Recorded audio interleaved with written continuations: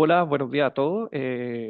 Hoy estamos con Karina Tarifeño, arquitecta egresada de la Universidad de Talca, quien nos va a presentar su proyecto de título Jardín Secreto realizado el año 2023. Ya, bueno, buenas tardes.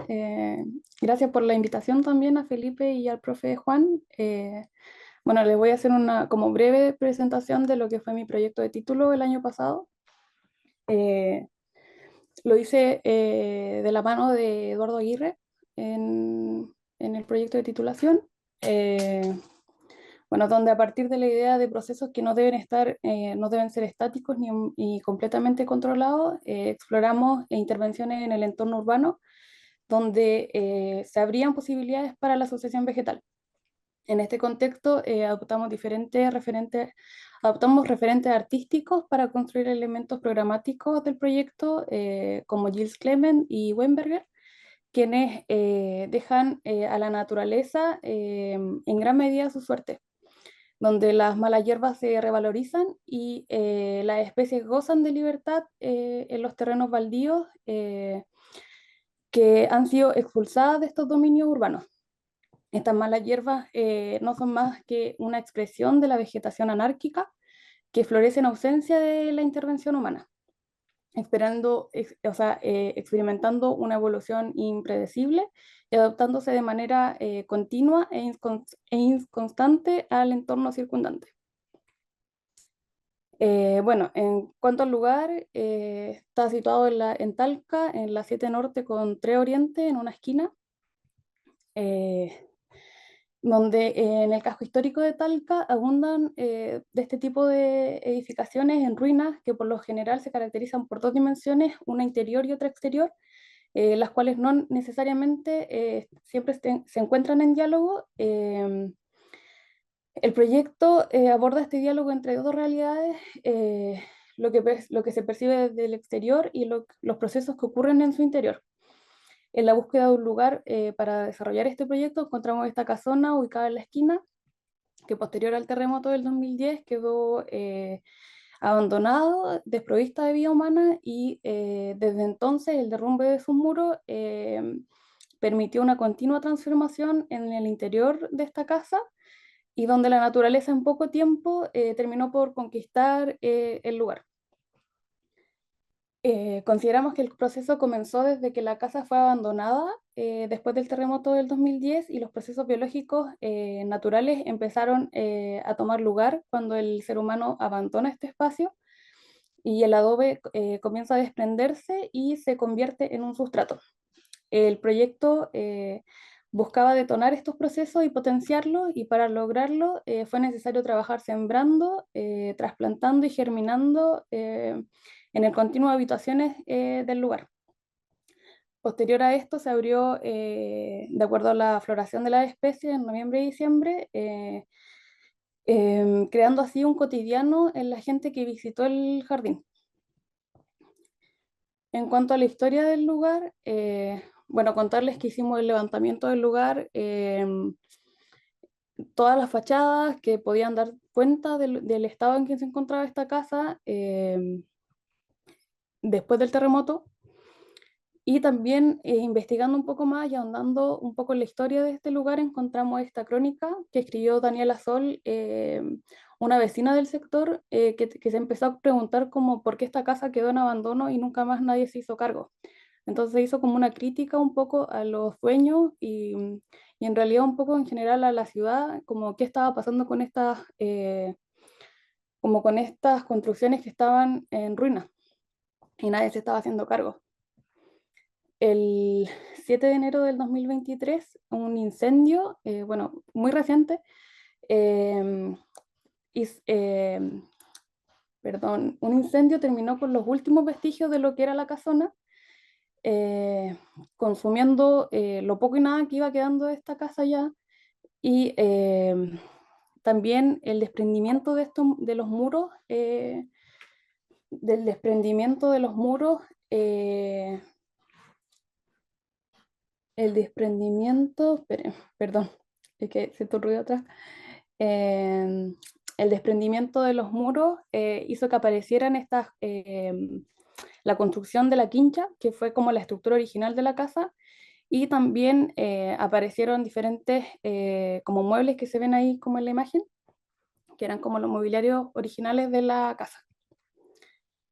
En cuanto a la transformación del espacio, siempre consideramos que el proyecto empezaba desde que la casa era una vivienda.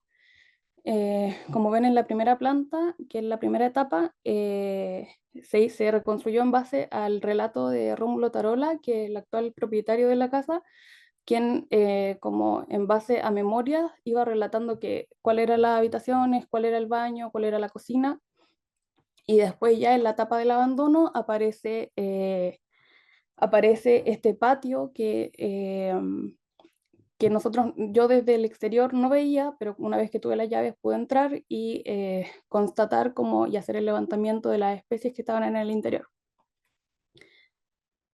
El proyecto inició cuando esto era una vivienda y después del terremoto se le quitó a las personas la posibilidad de habitarlo y comenzaron así los primeros procesos de renaturalización. La naturaleza entonces empezó a reclamar su territorio, extendiéndose por los muros y ocupando áreas que antes estaban delimitadas por puertas y ventanas.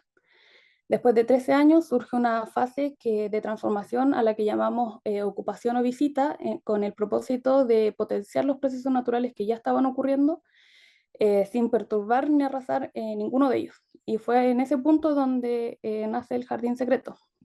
Bueno, en estas imágenes lo que se puede constatar es que eh, tuvimos que hacer como una exhaustiva limpieza del lugar, donde empiezan a haber movimientos de tierra, empieza a aparecer la vegetación y empieza a aparecer también el suelo original de la vivienda. Bueno, con la apertura del jardín se generó un impacto significativo en varios niveles dentro de la ciudad, ya no solo del barrio, sino en diferentes lugares de puntos de la ciudad, ya que la gente se trasladaba específicamente al jardín, a las actividades.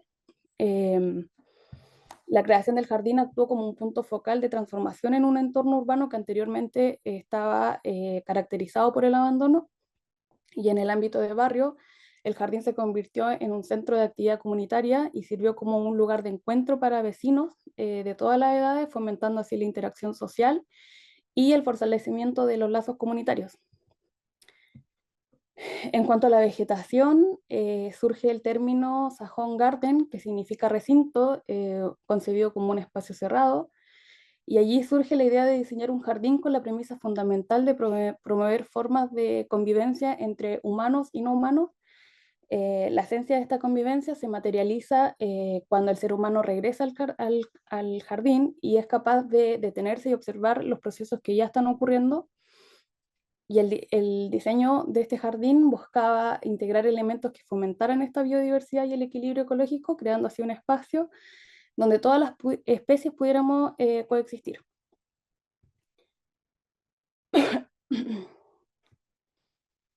La propuesta se basó en reconocer que detrás de una aparente anarquía existe un orden particular y dinámico, el orden biológico que está presente en la naturaleza, y permitir que éste siguiera su curso en el diseño de un jardín. Se buscaba crear condiciones propicias para que diversas especies pudieran establecerse gradualmente en el terreno, respetando así la vecindad y la temporalidad. Se trató de detonar un proceso natural en el jardín y así que él se pudiera mantener por sí solo. Y se realizaron las acciones mínimas y necesarias para iniciar este proceso, brindando directrices para que el jardín pudiera ser autónomo. Bueno, algunas de las especies que encontramos, la idea era no arrasar con ellas y hacer la intervención mínima. En cuanto a la apertura, bueno, aquí tenemos el afiche de la apertura. El proyecto abrió al público de acuerdo a la temporalidad de las especies establecidas en el jardín, que tenían su floración en noviembre y diciembre. Y esta selección también determinó la duración de la intervención en el jardín. Se abrió al público diariamente en estos meses con el fin de crear una cotidianidad en el público que asistía. Existió un programa de actividades bueno, que termina el 15 de diciembre, inicia el 13 de noviembre y termina el 15 de diciembre. La, el, el primer, la primera entidad que aparece es Explora Maule, quien inicia con este programa de actividades, y ahí es donde establecemos tres tipos de experiencias para el jardín, que era la historia de la casa y la ciudad, ecosistemas nativos y regeneración, ruinas, humanos y no humanos. Esto con el fin de, como, de poder un poco seleccionar al público al que le estábamos destinando estas actividades, y también como un poco establecer como directrices claras del proyecto. Bueno, las primeras imágenes son de Explora Maule, que estuvo Claudio Pereira y la María Ignacia Alburquenque, quienes se hicieron cargo de actividades de la mano con científicos que quisieron sumarse. Ellos también nos hicieron el nexo con el Centro de Extensión de la Universidad de Talca, donde se hicieron cursos de ilustración botánica y de arcilla. También, gracias a Explora, tuvimos contacto con el Centro de Documentación Patrimonial de la Universidad de Talca, quienes se hicieron cargo de una de las actividades permanentes del jardín, que era esta exposición telúrica, que relataba un poco de todos los terremotos que han ocurrido a lo largo de los años, y bueno, la gente podía encontrarlo durante todo el proyecto. También aparece Arquitectura Maulina, donde está la Sofía Carrión y Matías González, quienes se me acercaron y me pidieron hacer este tipo de charlas nocturnas, ya que el jardín contaba, le hicimos una instalación de iluminación con el fin de poder ocuparlo a lo largo de todo el día. Allí es donde aparecen expositores como Víctor Letelier, Eduardo Aguirre, el Edgar Torres, quienes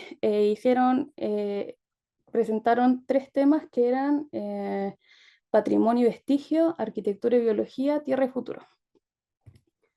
También aparecen entidades como Club del Árbol, Microbosque Urbano, Adopta un Árbol Nativo, que eran entidades que se interesaron en promover a la comunidad un tema más botánico y un poco de adentrarlos en este tema que es un poco desconocido para nosotros.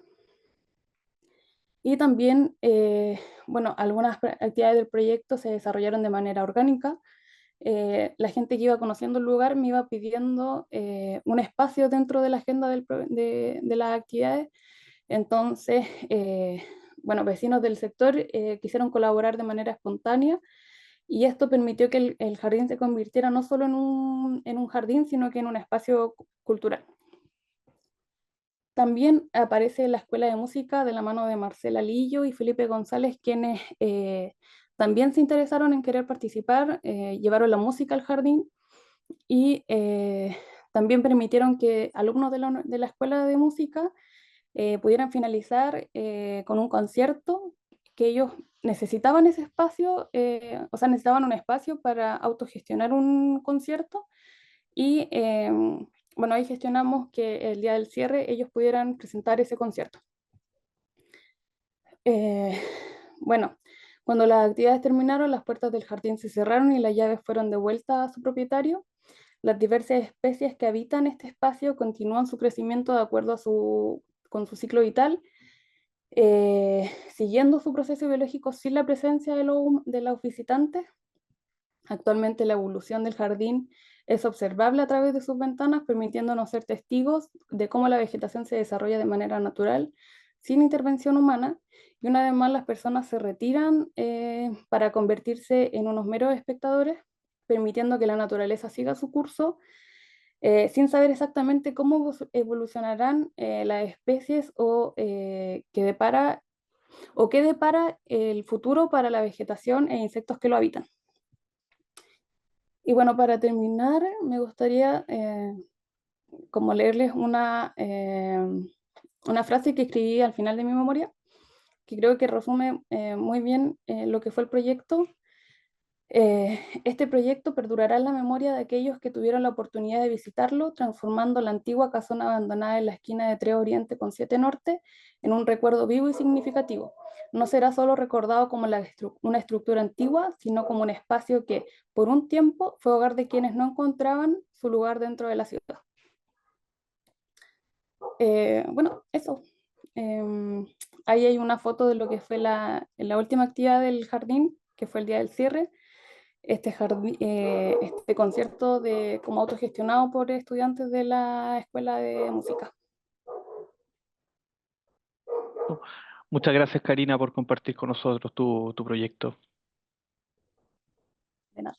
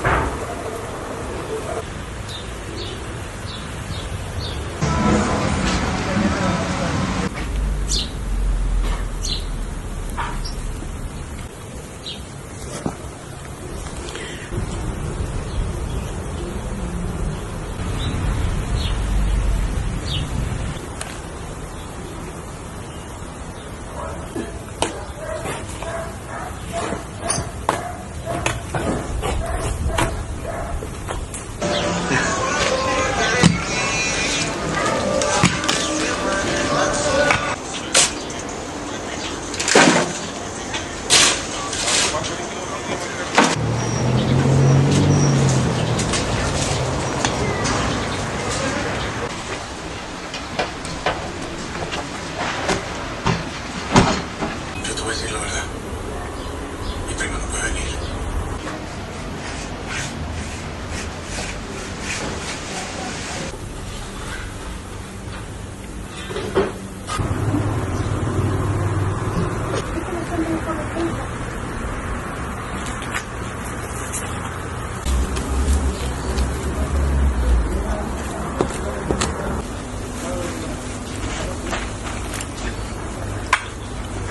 Nico.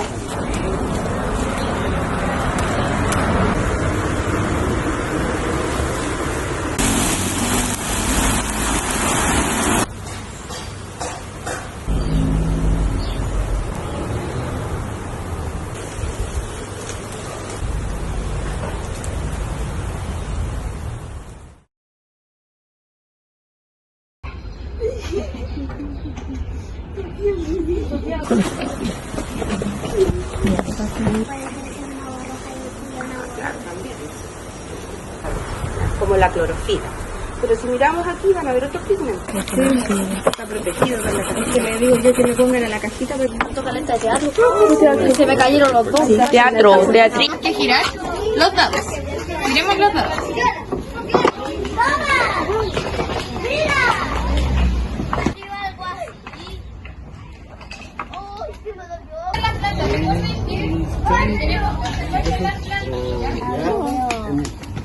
Entonces,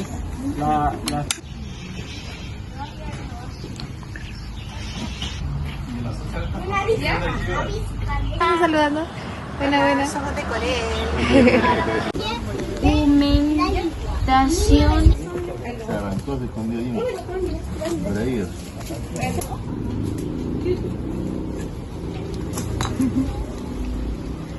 este otro tipo de avispa, tenemos curculionidos, que es un tipo de escarabajo, y acá tenemos más escarabajos. ¿Se ve, cierto? Está muy lejos para ver el chanchito, ¿no? El chanchito intentamos tomar una vuelta con esto.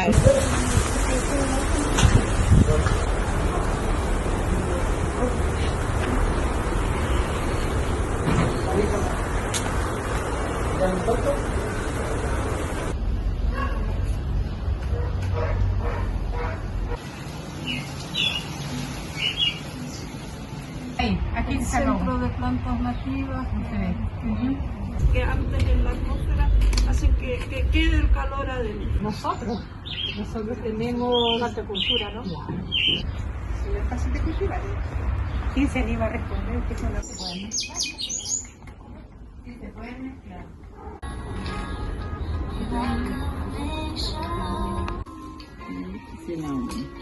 Eso estamos mirando.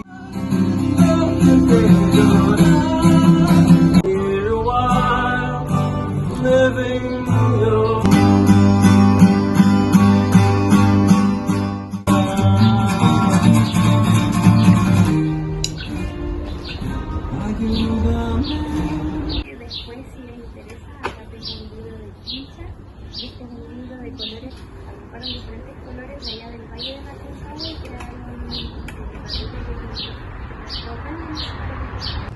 Están siempre sacando después de los árboles y que salen hijitas así como lo que está pasando acá, esto es lo que tenemos. Es esto, la conversación que Se te está ramificando, se está poniendo. también la ciudad del Alto. La dibujé, este dibujo una onda, volvemos a la idea del azul, ellas son las protagonistas de esta obra, pero Eso tuvo la buena idea de traje. Entre ellos trajo los arquitectos, los constructores y el cliente, sino que también aquí hay La extracción, el trabajo del material,